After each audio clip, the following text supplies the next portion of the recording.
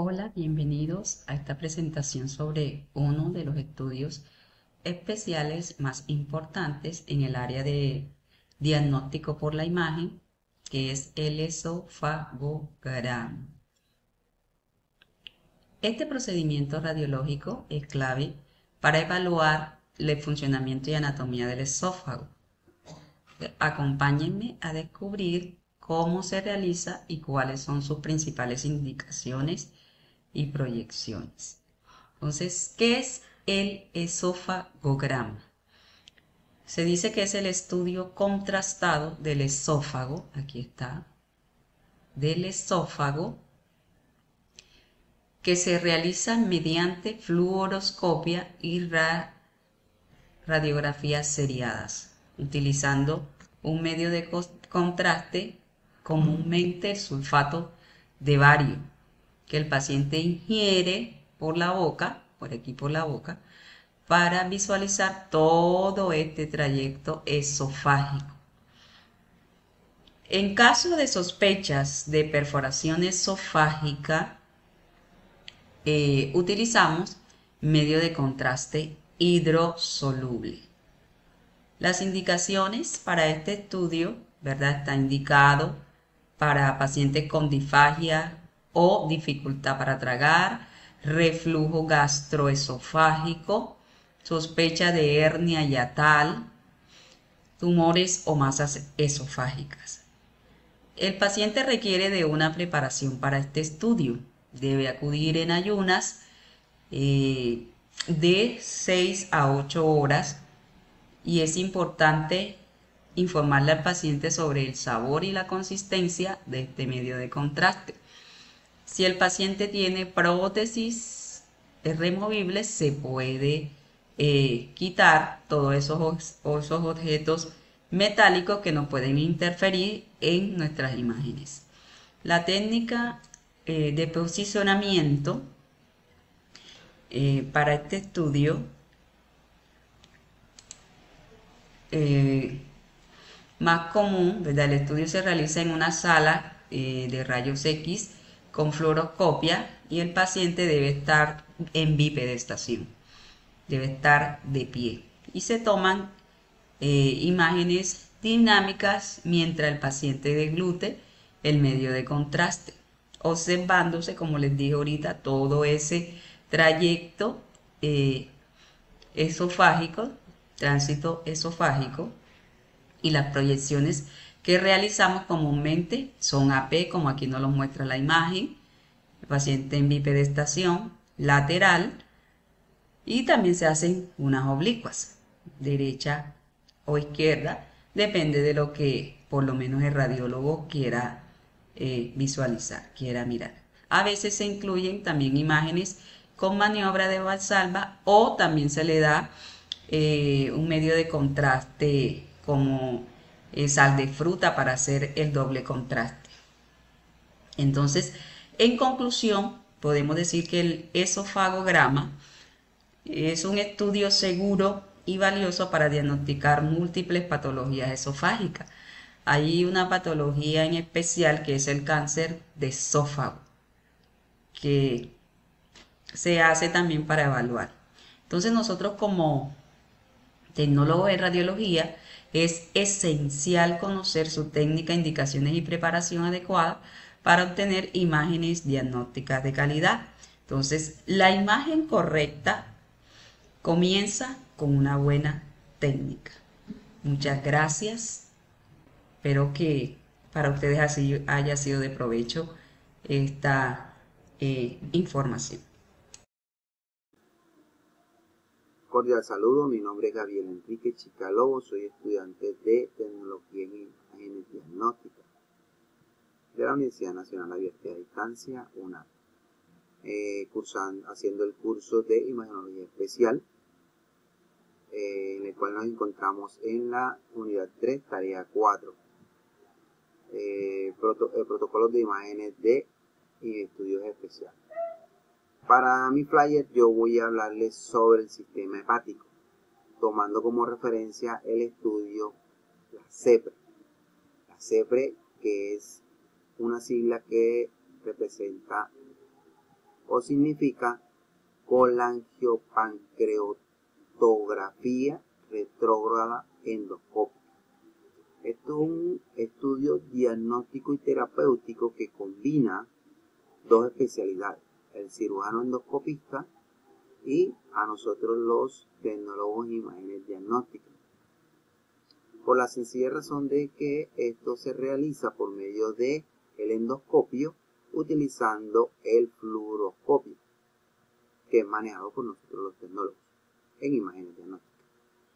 La anatomía que se estudia en este tipo de estudio, son todos los conductos, todo el sistema biliar. Eso representa el conducto biliar, los conductos hepáticos, la vesícula biliar, la ampolla de Vater y los conductos pancreáticos principales. Las patologías más comunes pueden ser cálculos en las vías biliares, en los conductos biliares, una estenosis, puede ser pancreatitis, sea crónica o sea aguda. Indicaciones clínicas. Estas indicaciones clínicas se pueden realizar por ictericia obstructiva, sospecha de litiasis biliar, evolución de tumores, estudio previo a alguna cirugía en la misma vía biliar o fugas, pequeñas fisuras en alguno de estos conductos. La preparación del paciente. La preparación del paciente consta entre un ayuno de 6 a 8 horas. Se le indica al paciente que si toma anticoagulantes los deje de tomar. Como es un proceso invasivo, se debe llenar su consentimiento informado y en este caso también la evaluación preanestésica. Los exámenes laboratorios requeridos para este tipo de estudios son buticreatinina para el tema de la función renal del paciente, pues sabemos que vamos a utilizar contraste ionizante, y las pruebas de coagulación que son TP, TPT e INR.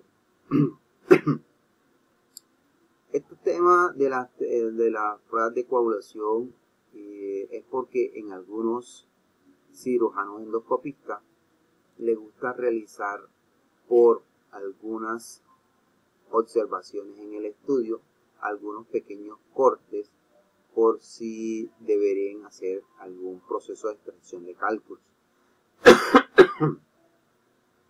Esta es la tercera parte. Pues tenemos el posicionamiento del paciente. El posicionamiento del paciente en la mayoría de los casos los especialistas utilizan una sola posición, que es una oblicua anterior izquierda. Esta facilita la entrada del tubo de endoscopia y, como insistimos, es realizado bajo fluoroscopia, nosotros los tecnólogos podemos dar las posiciones que el médico que necesite para realizar un buen estudio. Recordemos que el estudio se hace en la sala de cirugía, el tubo de endoscopia entra por la boca, pasa por todo su esófago, llega a su estómago, llega al intestino delgado hasta llegar a un punto que es la ampolla de Vater. Ahí muchas veces le decía, en algunos casos y algunos especialistas les gusta realizar algunos cortes por si necesitan extraer cálculos en alguno de los conductos. Desde ahí llega el tubo del endoscopio, por el medio del cual se va a introducir un catéter, que es el que en sí vamos a inyectar contraste y poder observar todo el conducto, todas las vías biliares, con todos los conductos de las vías biliares por bajo fluoroscopia. Aquí tenemos un pequeño video donde podemos darnos cuenta. Inicialmente ya está posicionado el tubo de la endoscopia, que ya les dije viene desde la boca hasta la ampolla de Vater. Cuando ya está aquí posicionado, dentro de él se va a pasar el catéter, que es el que lleva el contraste que nosotros o el mismo médico va a inyectar. Vamos a ver. Miren, ahí podemos observar, pues son pequeños videos, como les dije. Ya aquí tenemos contraste en la vía biliar del paciente. Vemos cómo se ha ramificado un poco más. Vamos a seguir viendo un poquito. Miren cómo observamos cómo ya el contraste va tonificando todas las vías. Recordemos que estamos trabajando con un fluoroscopio. Por este motivo, el contraste no lo vamos a ver blanco, lo vamos a ver en tono oscuro. Fíjense cómo se ve una de las vías biliares. Vamos a ver, sigamos viendo un poco. Vamos a tener otra toma. Aquí miramos, fíjense cómo está el tubo y cómo sobresale el catéter. Por medio de ese catéter es que se inyecta el contraste que va dirigido al conducto de las vías biliares y poderlo referenciar de una muy buena manera por el medio del fluoroscopio, y así el médico cirujano endoscopista puede realizar un excelente diagnóstico y extracción si debería realizar en caso de caída. Bueno, esta ha sido mi presentación. Espero les haya gustado y haya sido bastante claro. Muchas gracias.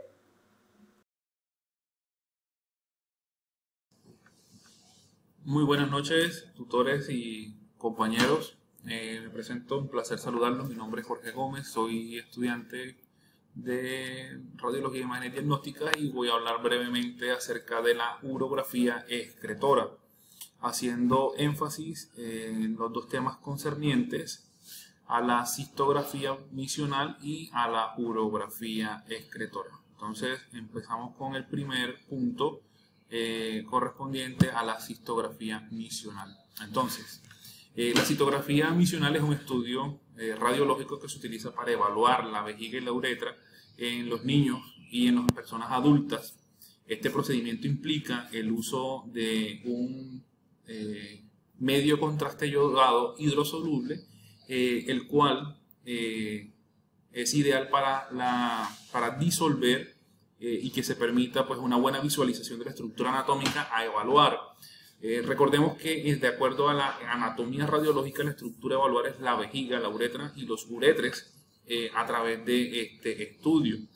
Entonces, de acuerdo a la anatomía radiológica, la estructura a evaluar se evalúa su capacidad para almacenar y expulsar la orina, así como sus posibles anomalías estructurales como divertículos o tumores que deba tener al paciente.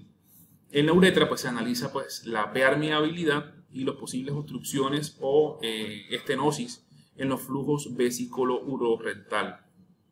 Y en la uretra, en casos específicos, se puede observar como el reflujo hacia la orina o hacia los uretres, que podrían indicar un problema como el reflujo vesículo-uretral. Ahora, tenemos que tener muy en cuenta y la claridad de que existen unas patologías comunes para este estudio. Ahí pues estuve hablando un poco de ello. Pues el primero es el reflujo vesículo-urorectal y la estenosis uretral o la incontinencia urinaria. De acuerdo a los estudios realizados, el primer y el más común de estos tres patologías a estudiar es el reflujo vesículo-urorectal. Este flujo se dice que es un flujo retrógrado de la orina que va desde y hacia de la vejiga y hacia los uretres. La estenosis uretral se refiere al estrechamiento de la uretra. En algunos casos dificulta el flujo normal de la orina en los pacientes. Puede ser causado por anomalías como una infección de vías urinarias o un traumatismo o una cirugía previa. Incontinencia urinaria es una de las tres patologías más comunes. En particular, la incontinencia se refuerza ocurriendo o cuando haya una pérdida involuntaria de la orina o cuando los músculos de los esfínteres hacen mucha relajación o el paciente pues ya por su avanzada edad requiere una condición específica. Indicaciones clínicas para tomar el examen. Bueno, primero la preparación. El examen, lo primero, sí o sí, debe ser la preparación del paciente. El examen de laboratorio se requiere un urocultivo que sea negativo y reciente, pues, para descartar la infección de vías urinarias activas. Recordemos que vamos a hacer un acceso invasivo por una de las uretras, pues, del paciente. Ayuno, pues se recomienda ayuno en los niños aproximadamente de 2 horas del procedimiento. En adultos se sugiere un ayuno ligero, lavado rectal en algunos casos se indica realización del lavado rectal, pues, antes del examen, especialmente en adultos. Y la documentación, llevar todos los estudios previos relacionados como la ecografía, citografías anteriores y demás. Indicaciones, pues, para tomar este examen, recordemos nuevamente que no tenga infecciones de vías urinarias y, como lo dice, pues, la literatura, especialmente en niños y adultos. Y el siguiente tema, pues así a grosso modo, recordemos también que cada imagen es adquirida, cada proyección, pues debemos contar con los elementos de protección personal, tanto el paciente como el profesional que va a realizar el estudio. Ahora, las imágenes radiológicas a adquirir en cada proyección durante este estudio serían una proyección antero-posterior, una proyección lateral y una proyección oblicua, para poder determinar y observar de conformidad el detalle anatómico de las imágenes que vamos a observar. Ahora, teniendo en cuenta, pues, el posicionamiento anatómico y cada una, pues, de estas tomas radiológicas, vamos a hacer énfasis, o vamos ahora a hablar acerca de la urografía excretora, también conocida como la pielografía. Esto es un estudio radiológico que evalúa la anatomía y funcionamiento del tracto urinario, incluyendo los riñones, la uretra y vejiga. O sea, ya esto es un poco más arriba, ¿cierto? Entonces, anatomía radiológica de la estructura a evaluar, vamos a evaluar los riñones, los uretres, la vejiga y la uretra. Entonces, los riñones, los bordes, los cálices inferiores, medios y superiores de la pelvis y la pelvis renal. Uretres, distal, medio y proximal. Vejiga, pues el órgano hueco como se almacena la orina antes de ser expulsada del cuerpo, y la uretra, que es el conducto que lleva la orina desde la vejiga hacia el exterior del cuerpo. A ver, tenemos 3 patologías muy comunes para poder observar y estudiar esta parte. Pues la primera es la litiasis renal, que no es más que son cálculos renales o cálculos en los riñones, que son piedras. La segunda patología a evaluar es la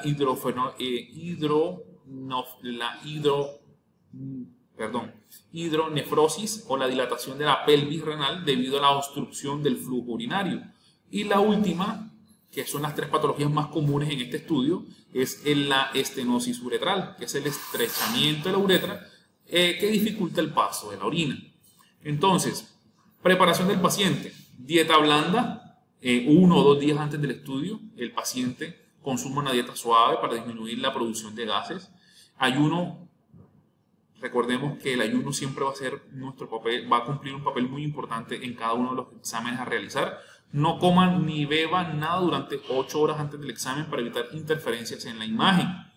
Hidratación: mantenga bien hidratado, a menos con el médico lo indique, que indique nada vía oral o restringir algún tipo de alimento. Indicaciones clínicas para tomar el examen. Una de las indicaciones clínicas, el paciente siempre va a mostrar o va a estar muy quejumbroso, va a tener mucho dolor lumbar o abdominal, va a tener hematuria, que es la presencia de sangre en la orina, infecciones de vías urinarias recurrentes, sospecha de litiasis renal. Pacientes por lo general siempre nos va a decir que yo tengo mucho cálculo, ¿cierto? Evaluación de anomalías congénitas, estudios de obstrucción urinaria y estrechamiento de los uretres, y el seguimiento postoperatorio del paciente con cirugías urológicas. Entonces, estas son las indicaciones que más o menos siempre vamos a estar observando en este tipo de exámenes. Entonces, seguimos con el tema de la preparación, pues, la dieta blanda, la hidratación, los laxantes o enema. Estar muy pendiente acerca de las alergias. Recordemos que podemos encontrar pacientes que son alérgicos al medio yodado, entonces tenemos que estar muy pendientes de ello. Exámenes de laboratorio requeridos. Recordemos que un paciente que ingresa a nuestro servicio de imágenes debe traer sus exámenes previos, exámenes como la creatinina, urocultivo y exámenes generales de orina. ¿Cuáles son esos exámenes de creatinina o creatinina serídica y TESA, filtración glumérica? Son esenciales para poder evaluar, ¿cierto? Es la función renal, cómo está ese riñón, cómo están esos riñones trabajando. Recordemos que vamos a administrar un medio contraste yodado hidrosoluble en altas concentraciones. Entonces, si tenemos un paciente con un problema renal agudo, un problema renal de base, vamos a tener un paciente que va a estar muy propenso entonces a una decaída. Entonces no queremos eso, ¿cierto? Entonces hay que estar muy pendiente de la creatinina del paciente. El urocultivo se solicita para descartar algún tipo de infección. Recordemos que vamos a hacer o a introducir un elemento externo a través de la uretra, entonces no queremos empeorar la situación. A ver, en el tema de los posicionamientos, vamos a hacer una posición antero-posterior simple antes de administrar pues, el medio contraste radiográfico, que en este caso pues, ya lo dijimos, el medio contraste va a ser un medio contraste yodado hidrosoluble. Vamos a hacer una proyección antero-posterior, luego, ¿cierto? Unos minutos, cuando el contraste ya inicie su labor, vamos a hacer una proyección oblicua para evaluar uretres y pelvis, y luego vamos a hacer una proyección lateral derecha e izquierda para evaluar estructuras posteriores. Y la proyección postmisional, luego que el paciente haya ido al baño. Muchas gracias, este fue todo mi exposición acerca de mis temas. Espero haya sido de gran ayuda. Muchas gracias, feliz noche.